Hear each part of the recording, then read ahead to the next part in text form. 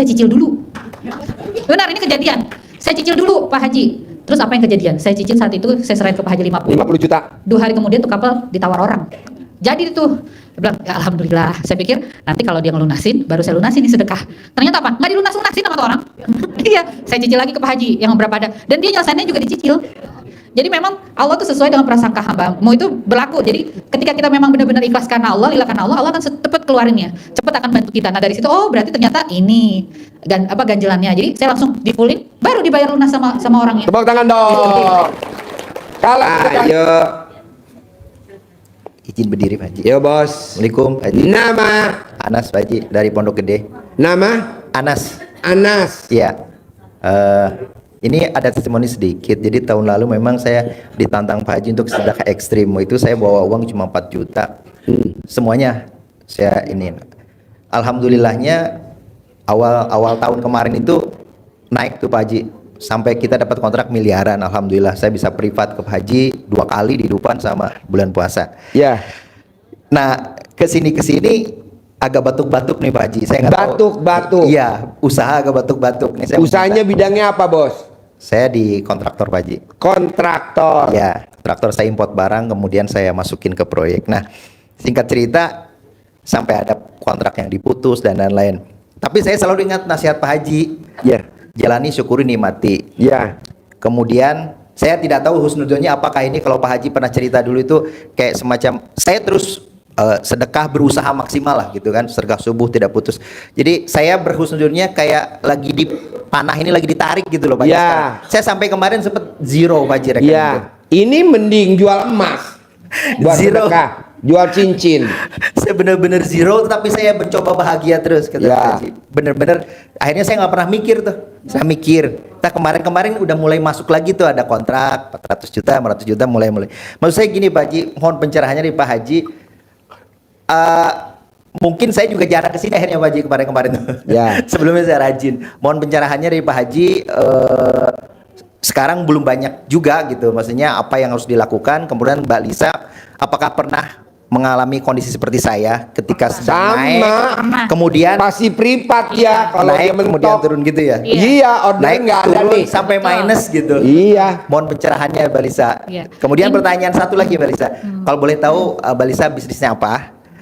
Yang barangkali saya bisa bekerja sama memasarkan produk Mbak Lisa atau apapun gitu, saya berniat lah seperti itu. Kondisi saya lagi agak yaitu batuk lah sekarang gitu. Saya siap berjuang. Terima kasih Pak Haji. Ya. Yang pertama, kondisi itu memang saya alamin. Waktu itu kejadian pada saat Pak Haji sakit. Saya waktu itu kapal saya nggak laku. Jadi saya beli kapal 3 bulan nggak laku-laku. Kan saya sakit tuh 3 bulan kan, nggak 3 live. bulan nggak live. Saya hubungin Pak Haji nggak bisa. Sedekah tiap hari saya tetap jalan. Saya bingung tuh, saya harus gimana? Ternyata pas kebetulan dapat info dari Kang Nur, Pak Haji udah mulai live. Saya langsung ke sini. Saya waktu itu ada bawa cash kurang lebih 50 juta. 50 juta. Terus saya bilang, Pak Haji ini gimana ya Pak Haji? Kapal saya mau potong nggak bisa. Terus saya mau jual nggak ada yang mau.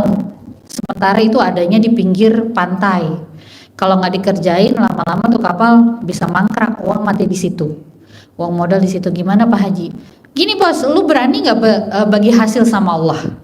Bagi 2. Jadi misalkan waktu itu saya beli kapalnya itu kurang lebih harganya 3,2 sama komisi 3,4. Terus lu mau jual berapa? Kemungkinan 4 kali Pak Haji, tapi operasional saya udah membengkak 3 bulan itu udah habis 600 juta. Gini bos, lu nggak usah hitung operasional, dari modal sama keuntungan dari yang lu targetin, berani nggak bagi 2 sama Allah? Saya ditantang sama Pak Haji. Berani nggak? Berarti dihitung-hitung 300. Berani nggak ya? Berani nggak ya? Ya udah deh Pak Haji, saya berani, tapi saya cicil dulu. Benar, ini kejadian. Saya cicil dulu Pak Haji. Terus apa yang kejadian? Saya cicil saat itu, saya serahin ke Pak Haji 50 juta. 2 hari kemudian tuh kapal ditawar orang. Jadi itu bilang, ya alhamdulillah. Saya pikir nanti kalau dia ngelunasin, baru saya lunasin nih sedekah. Ternyata apa? Nggak dilunas-lunasin sama tuh orang. Iya, saya cicil lagi ke Pak Haji yang berapa ada. Dan dia nyelesainnya juga dicicil.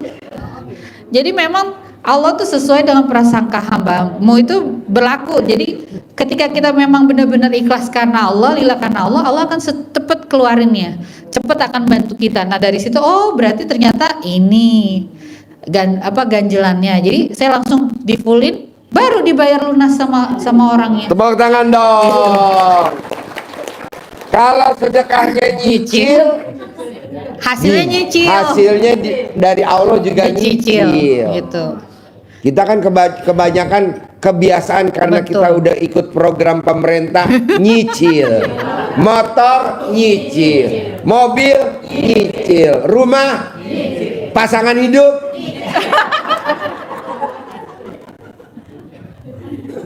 Begitu, Bos. Jadi memang harus berani ke Allahnya. Jadi memang kita kadang-kadang ditantang sama Allah, berani nggak nih kita bermuamalah sama Allah? Berani nggak? Misalnya sekarang Mas kan dibilang di tahap zero. Berani nggak sekarang ke Allahnya berapa yang Mas harapkan omset yang Mas punya?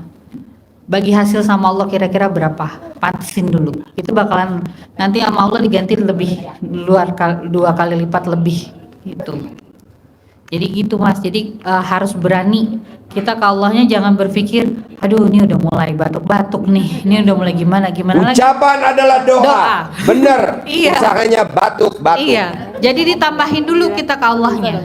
Ditambahin ke Allahnya. Udah diharapin segini, udah bismillah ya Allah. Allah ikut ya. Ikut invest di saya ya Allah gitu. Nanti ntar Allah akan kasih itu berkali-kali lipat. Karena Pak Haji luar biasa, maksain saya sedekah itu luar biasa dan hasilnya juga luar biasa. Itu project datang sendiri tanpa saya cari, itu luar biasa. Pokoknya Di mana-mana orang nyari project. Iya, kalau ini sekarang project datang project sendiri. nyari Mbak Lisa. Gitu. Projectnya Benar. nyari Mas Abi.